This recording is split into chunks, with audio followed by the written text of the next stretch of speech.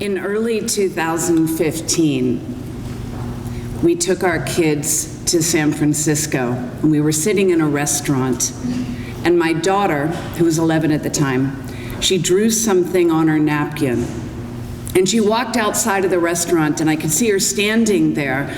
I could see her through the window, and here's what I saw.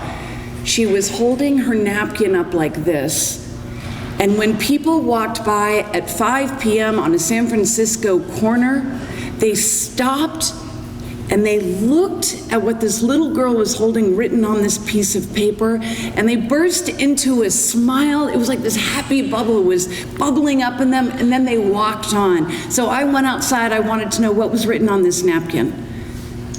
And it was written, "You are awesome just the way you are."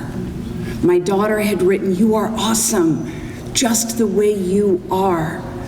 And we came home and I saw that my daughter began getting depressed. She had a crippling depression. And if you have kids, you know, watching your child go through the agony of that kind of depression is horrible to watch. And finally, I found out what the depression was. I found out that I didn't have a daughter, I had a son, and his name is Asher. This wasn't a transition, this was a transformation. The moment, literally, the day that Asher came out as my son, it was like the light came back on in his eyes. I had my child back. And so we put a family plan together. We put a plan for this transition. We knew that we had to be sensitive to other people. If we wanted them to accept us, we had to understand that they wouldn't get this immediately. Look, I get it. Transition is hard to explain. I talked to my 83-year-old parents about this. My dad's a retired orthopedic surgeon. He's based in research.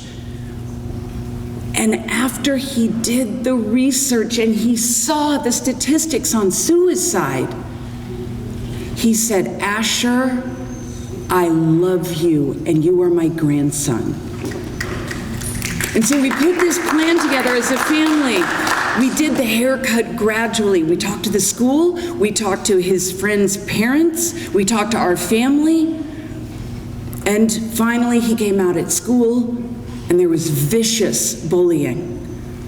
2 kids were expelled, the 6th grade. And I said to Asher, "What do you want to do about this?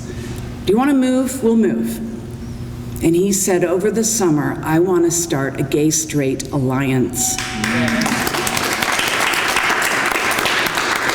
And so the first day of 7th grade, the first day back, Asher was there with a card table and a sign-up sheet and a goldfish bowl with candy for kids walking by at a school of 1,500 middle schoolers that supposedly had never had a transgender kid and didn't have a gay-straight alliance, and he had 72 kids sign up. And now let me tell you, Asher since then has been named Student of the Year. His hockey coaches have given him the Coaches Award for Best Team Spirit 3 times.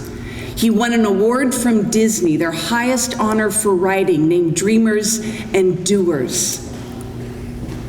He wants to be a human rights advocate. Asher is going to change the world. And he didn't have to change who he is. Asher became who he is. He didn't change who he is, he became more of who he was and is and always will be. So I can't speak for other parents. I can't speak for other parents. I can only speak for myself and say I just want what every parent wants, which is a child who is confident and happy and safe, and we would not have that if it weren't for the doctors. So I want to say thank you to all of us. Thank you to Equality Florida. Most of all, thank you to the doctors who've made our family possible. Thank you.